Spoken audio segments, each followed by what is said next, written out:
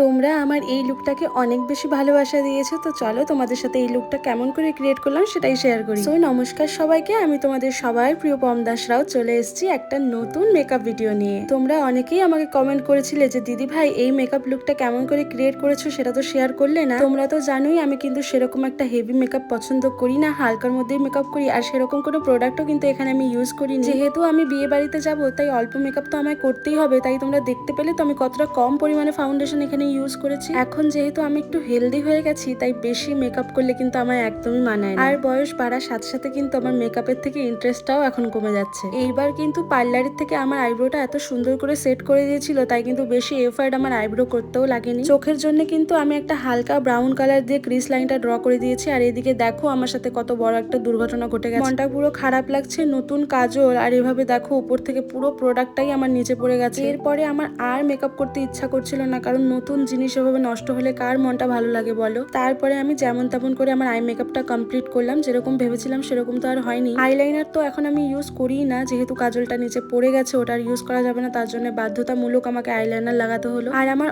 All time মার্সের এই মাস্কারাটা, এটা লাগালে কিন্তু আই মেকআপ একদম কমপ্লিট হয়ে যায়, এত সুন্দর ল্যাশটা হয়ে যায়। মেকআপের মধ্যে যদি সব থেকে ফেভারিট পার্ট থাকে আমার, তাহলে সেটা হচ্ছে ব্লাশ। আমি ব্লাশ লাগাতে খুব ভালোবাসি। যতক্ষণ আমার গালটা লাল টমেটোর মতো না হয়ে যায় ততক্ষণ কিন্তু আমি ব্লাশ অ্যাপ্লাই করতেই থাকি। লিপস্টিকের জন্য আমি দুটো শেড অ্যাপ্লাই করেছিলাম, একটা লাভ আর্থের এই ডার্ক ব্রাউন কালারটা আর একটা হলো মার্সের এই পিঙ্ক লিপ শেডটা। এটা যে কি সুন্দর একটা শেড, মনে হয় যেন আমি বাটার ইউজ করেছি, এতটা সফট লাগে এটা লিপসে অ্যাপ্লাই করার পরে। এই ব্র্যান্ডের আমার কাছে দুটো লিপ কালার আছে আর দুটোই খুবই পছন্দের আমার। মেকআপ তো আমার শেষ হয়েই গেছে, এবার শুধুমাত্র জুয়েলারি পরা বাকি আর সিঁদুর আর টিপ পরা বাকি, তো সেগুলোই পরে আসি। আর এবার দেখো আমার ফাইনাল লুক। তোমাদের আমার লুকটা কেমন লাগছে সেটা কিন্তু অবশ্যই আমাকে কমেন্ট করে জানিও। তো আজকের জন্য এতটুকুই, আবার দেখা হবে অন্য কোনো নতুন ভিডিওতে। সবাইকে টাটা।